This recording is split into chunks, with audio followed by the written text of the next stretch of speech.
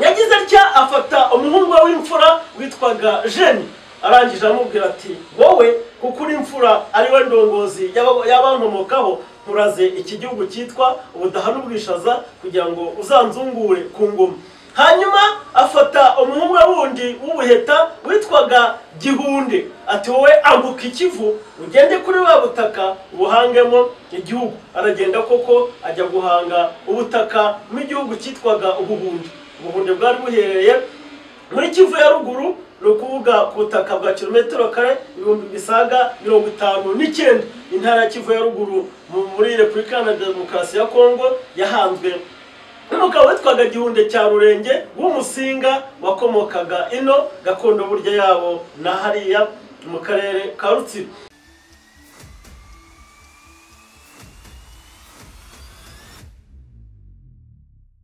Kongeye kubasuhuza abakunzi ba Rwanda Memorial TV. Ni televiziyo ikorera ku murongo wa murandasi ibagezaho ibiganiro ku muco, amateka y'u Rwanda. Ni nawo mwihariko yawo mugezwaho n'umusizi Nsanzabera Jean de Dieu, intiti itekereza ingoma. Ikaze mu biganiro ku muco, amateka y'u Rwanda. Nkuko twabibasezeraniye yuko tuzagaruka tuje gusubukurira aho twagarukirije mu kiganiro cy'ubushize, aho twaganiriye ku mateka y'iturwa ry'u Rwanda n'uburyo abakurambere mpanga Rwanda bagiye bimuka kugeza ubwo basesekara ino bahanga ibihugu, batutira amashyamba barayatura, bayangamo gakondo y'ibihugu bituwe. Ikaze kuri Rwanda Memorial TV. Tujya gusubukurira noneho ku mateka agaragaza uko ibihugu byagiye bihangwa. Mujya mwumva ngo Igisaka, Ubwanacyambwe, Ubwishaza, ngo Ubugesera, Ndorwa, Nkore. Ese ibyo bihugu ubundi byagiye biturwa gute? Byahanzwe na bande? Ubundi byari biherereye hehe? Nkuko twabigarutseho tukabisozeraho mu kiganiro cy'ubushize, ubundi ibihugu byahanzwe mu mateka y'u Rwanda bikuru ntabwo ari ibihugu birenga bitatu. Hari igihugu cyitwa Ubudaha n'Ubwishaza, nicyo cyahanzwe mbere mu mateka y'u Rwanda. Gakondo yacyo nkuru icyo gihugu yari hariya muri Rutsiro, mu mirenge ya Zaboneza, Mushonyi, Ruhango, Gihango ndetse na Nyamyumba yo muri Rubavu. Icyo gihugu cyari gikubakubye ubutaka burimo akarere ka Karongi ndetse na Rutsiro. Icyo gihugu cyahangiwe rimwe n'umukurambere wahanze igihugu cyitwaga Ubungwe, cyahanzwe nacyo ahasaga muri za 300. Ubungwe cyari igihugu cyagengwaga n'uwitwa Mungwe wari muri umuna wa Rurenge. Rurenge ni wahanze igihugu cy'Ubudaha n'Ubwishaza. Icyo gihugu cyahanzwe na Mungwe cyari giherereye mu karere ka Gisagara, Huye, Nyaruguru ndetse na Nyamagabe y'Iburengerazuba. Igice cya gatatu cy'igihugu cyahanzwe nabwo gikuru kuruta ibindi ni igihugu cyitwaga Urweya rw'Umubari. Ni igihugu cyahanzwe ahasaga muri za 400, cyagengwaga n'ibikomangoma by'Abazibwaba byari bitetse mu murenge wa Mwiri, Murundi ndetse na Rwimbogo mu karere ka Kayonza. Ibyo bihugu byose nibyo bikuru mu mateka y'u Rwanda, ni nabyo byakomotseho abakurambere bose bahanze ibindi bihugu dukesha amateka yimuka mu karere k'ibiyaga bigari. Mbere yuko dukomeza gutondeka ibyo bihugu uko byagiye bihangwa, reka twibande mu bihugu byari biherereye mu gice cy'uburengerazuba bw'u Rwanda. Iyo wavuze uburengerazuba bw'u Rwanda, kenshi na kenshi ni ukwambuka Nyabarongo ukagenda ukagera no mu burasirazuba bwa Kongo, muri Kivu y'Epfo ndetse na ruguru. Umugabo witwa Rurenge yageze ahabyara abana yabyaye ni 6, harimo uwitwa Jeni, uwitwa Kibanda, abyara uwitwa Kimezamiryango, abyara uwitwa Mateke, abyara uwitwa Mwongera ndetse abyara n'uwitwa Gihunde. Abo ngabo nibo yagabagabanije ubutaka bwo muri aka karere, nabo bahanga ibihugu byabo. Tugiye kureba mu mateka y'u Rwanda. Yagize atya afata umuhungu we w'imfura witwaga Jeni, arangije amubwira ati wowe kuko uri imfura ari we ndongozi y'abankomokaho, nkuraze iki gihugu cyitwa Ubudaha n'Ubwishaza kugira ngo uzanzungure ku ngoma.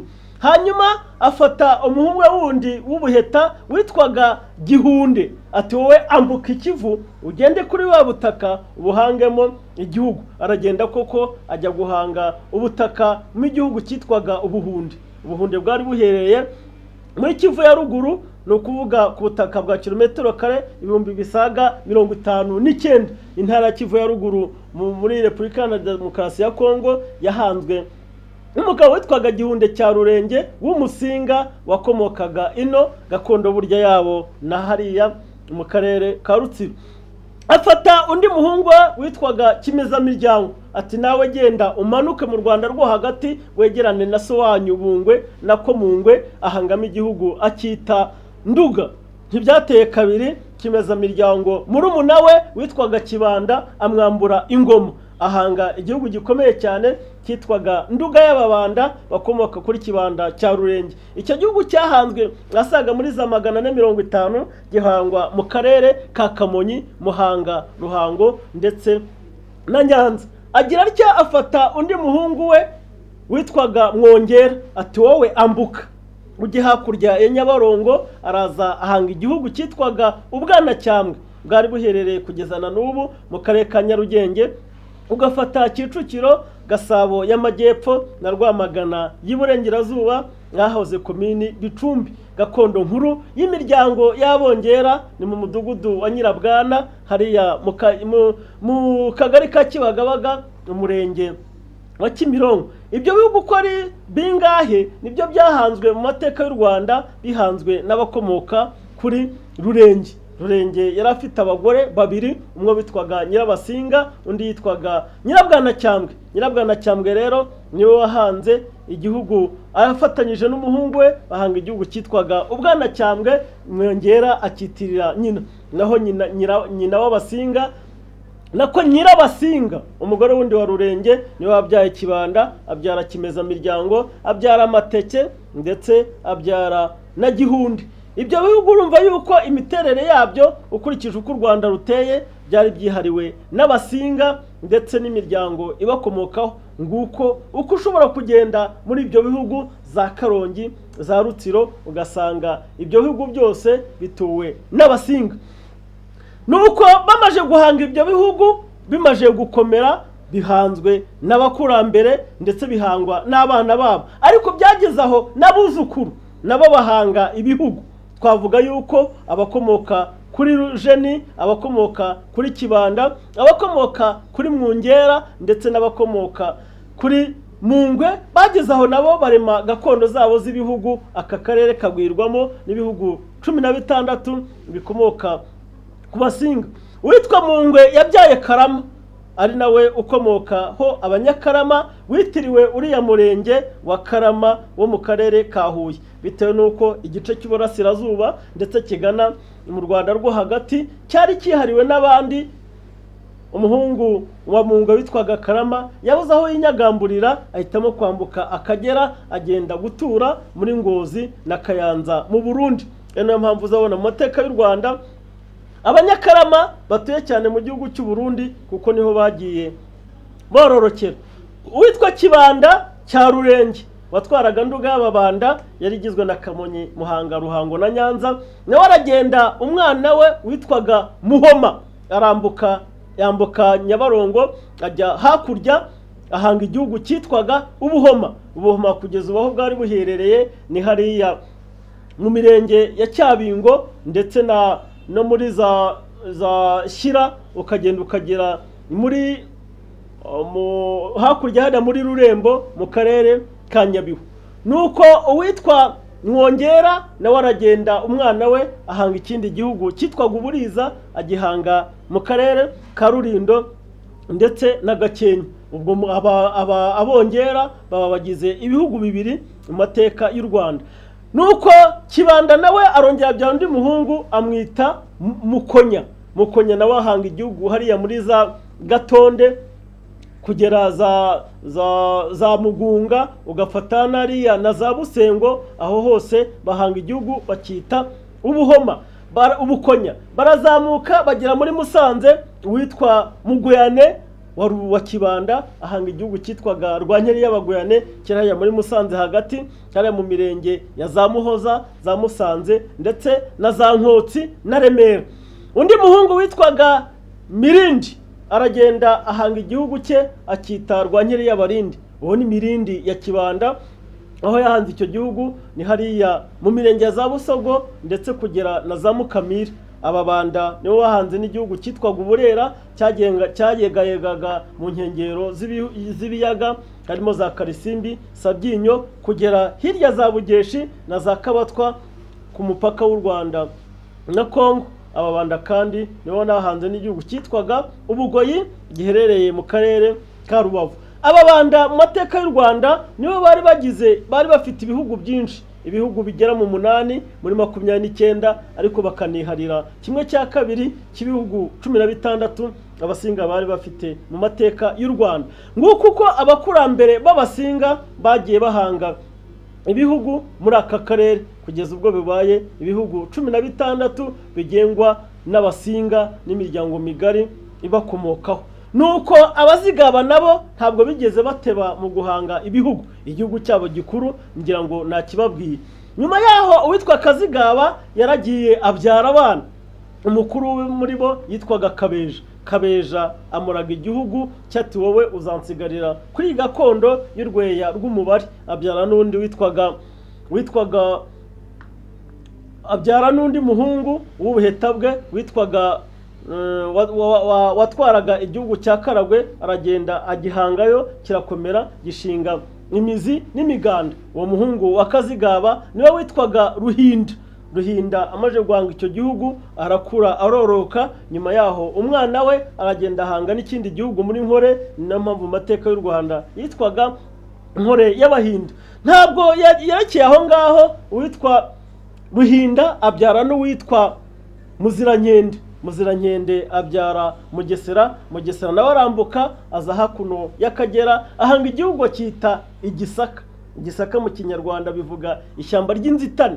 Araza aritema araritutira araritura ahangamo igihugu akita Igisaka kugeza ubu aho cyari giherereye ni mu karere ka Rwamagana, Gicumbi y'Uburasirazuba bw'Epfo, ukongeraho Kayonza y'Amajyepfo ndetse na Ngoma na Kirehe. Ibyo nibyo bihugu byari bigize igihugu cyitwaga Igisaka. Abazigaba n'abakomokaho ntabwo bigeze bateshuka cyangwa se ngo batezuke guhanga ibihugu. Bageze aho barambuka bagera no mu Rwanda rw'Iburengerazuba bahangaye igihugu cyitwaga Kingogo aho yari iherereye kugeza ubu ni mu karere ka Ngororero ko hagati ndetse no mu majyepfo. Banahanga n'igihugu cyitwaga Kigamba bwari cyari giherereye mu majyaruguru y'Iburengerazuba bw'akarere ka Ngororero.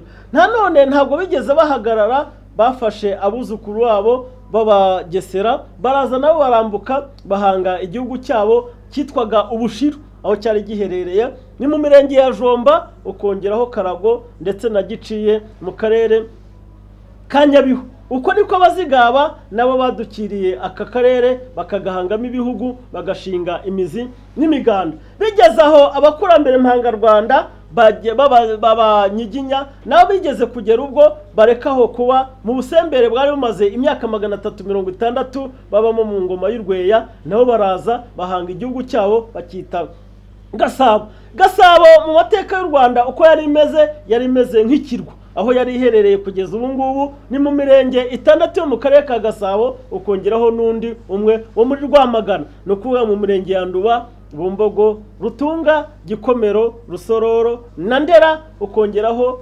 Fumbwe yo muri Rwamagana. Aho niho baje guhanga gakondo yabo y'igihugu gituwe bakita Gasabo. Gihanga yabyaye abana bagera mu 9 ariko abacyara muri 4 nibo yarazi igihugu. 2 n'abana be, abandi 2 n'abuzukuru be. Yafashe umungo witwaga Kanyandorwa ati genda nawe wambuke ujye mu majyaruguru y'Iburasirazuba bw'u Rwanda muri ari amashyamba y'inzitane arunzemo inyamaswa z'ingeri zose, uzihindire uruhande rumwe maze uhangemo igihugu gitu. Nuko Kanyandorwa agenda afata ubutaka kuri ubaho bwari buherereye ni mu karere ka Gicumbi, ugafatanya Gatare ukagera za Ntungamo, ahangaho igihugu akitirira izina rye akita Ndorwa. Afata uwitwa Kanyabugesera Mugondo, aragenda areba ubutaka bwari mu majyepfo y'u Rwanda y'Uburasirazuba, aragenda areba ukuntu hameze, yari amashyamba nk'ibiguhu n'inzuzi binyanyagiye, utatandukanya amasanzure y'Akanyaru ndetse na Nyabarongo, aragenda arayakamya, afata amazi amwe ayashyira ukwayo, ayandi yaremamo ibihugu, n'Akagera karakomeza karagenda. Igihugu akita Ubugesera, n'agatsinda ingoma ngabe. Igihugu cy'Ubugesera yitwaga Rukomba amazi, kuko ingoma yabo yakombye amazi harumuka bahangamo igihugu. Ikindi gihugu cya gatatu nako cya kane cyahanzwe n'abakomoka kuri Gihanga ni igihugu cyitwaga Ubugara. Ubugara bwari buherereye aho akarere ka Burera gaherereye ubu ngubu, nuko ngo ni hagati y'ibiyaga bya Burera na Ruhondo, ugakomeza ukabirinduka mu Bufumbira mu gihugu cya Uganda. Aho yahahaye abuzukuru be, ndavuga abana ba Nyirarucyaba batandatu, arabaraga umukuru muri bo ngo ari uzaba umutware, abandi bamufashe gutwara icyo gihugu. Abana yahaye icyo gihugu ni uwitwa Kagara, Karandura, Kabuguma, Karashi, Kanage ndetse na Rusengo. Nuko bahangamo igihugu bakita Ubugara, Ubugara bw'Abacyaba. Undi mwuzukuru wa Gihanga yahaye igihugu n'ubutaka ngo abukomeze abuhangemo gakondo ni umwuzukuru witwaga Serwega. Aho Serwega yahanze igihugu ni hariya mu mirenge ya Nemba, Gakenke, Rushashi, ukongeraho Munazi, ukongeraho Mataba, Mugunga ndetse na Janja na Gakenke. Igihugu yahahanze cyitwaga Kibari. Ayo niyo mateka y'ibihugu bya bene Gihanga. Muri ibyo bihugu byose hiyongeraho n'ibindi bihugu bibiri, icyitwa Ubunyabungo cyari muri Kivu y'Epfo, ndetse ukongeraho n'Ijwi. Ibyo bihugu byombi ko ari bibiri ntabwo bigira nyirabyo, nubwo bavugaga ngo Ubunyabungo buyoborwa n'Abashi naho Ijwi rikayoborwa n'Abahavu, ariko mu by'ukuri abaturage b'Ubunyabungo abo kwijwi ni ukuvuga Kivu y'Amajyepfo rwari uvangavange rw'abandi baturage babaga baraturutse mu bindi bihugu byo hirya no hino bakajya gutura aho ngaho bakarema gakondo zabo. Babaga barajyanywe n'iki? Nababaga barakoze amakosa bagacirirwa iyo ngiyo, abandi bakaba barananiwe kubana na bene wabo bakahitamo kubahunga, nibo bagiye bahanga biriya bihugu byo muri Kivu y'Epfo. Ni nayo mpamvu ushobora gusanga hari Abanyiginya, Abasinga, Abega, Abaha, Abakono, ibyo bihugu byose, Ababanda, Abasita, Abungura, nibo bagiye bahanga izo gakondo z'ibihugu byitwaga Ubunyabungo. Nukuvuga ngo ahasaga mu 1120 ibihugu byose byari bimaze guteka kuri ubutaka bw'u Rwanda. Uko ari 29 byahanzwe mu myaka igera muri 800 isaga. Nuko ngo guhera muri 300 kugera no mu 1120 umva harimo imyaka 420 nibwo ubutaka dufite bwitwa u Rwanda bwari bumaze kugandagazaho ibihugu 29 biri ku buso bwa kilometero kare 168,606. Aho niho abantu noneho bakwiye gukomeza kwibaza ngo ese kuki u Rwanda rwasigaye ari akadomo kugeza ukaba rufite kilometero 26,338. Ntucikwe n'ibiganiro bya Rwanda Memorial TV ku muco n'amateka y'u Rwanda, uzagenda ushaho gusobanukirwa n'ibyo bibazo wibaza byose. Kandi twafunguye urubuga ibibazo muzajya mubaza, tuzajya dufata umwanya tubisubize, tubisubukure, mumenye aho muva niyo mugana. Ngayo nguko rero ngibyo ibihugu 29 byari bigandagaje kuri ubutaka bw'u Rwanda byahanzwe n'abakurambere mpanga Rwanda. Harimo 16 byahanzwe n'Abasinga n'imiryango bakomokaho, hariho 6 byahanzwe n'Abazigaba n'imiryango bakomokaho, harimo 5 byahanzwe n'Abanyiginya imiryango bakomokaho, ndetse ukongeraho n'iby'Abashi n'Abahavu. Byari uvangavange rw'abantu batutse hirya no hino muri aka karere bakajya guturayo. Nguko uko u Rwanda rwagiye ruturwa. Ayo niyo mateka ya mbere y'uko u Rwanda rubaho rutaraba u Rwanda tuzi urunguru. Nimukomeze mwishyuke mu Rwanda mukurikire iyi televiziyo yanyu mukunda Rwanda Memorial TV, izajya bagezaho ibiganiro ku muco n'amateka y'u Rwanda. Imana y'u Rwanda ihorana namwe.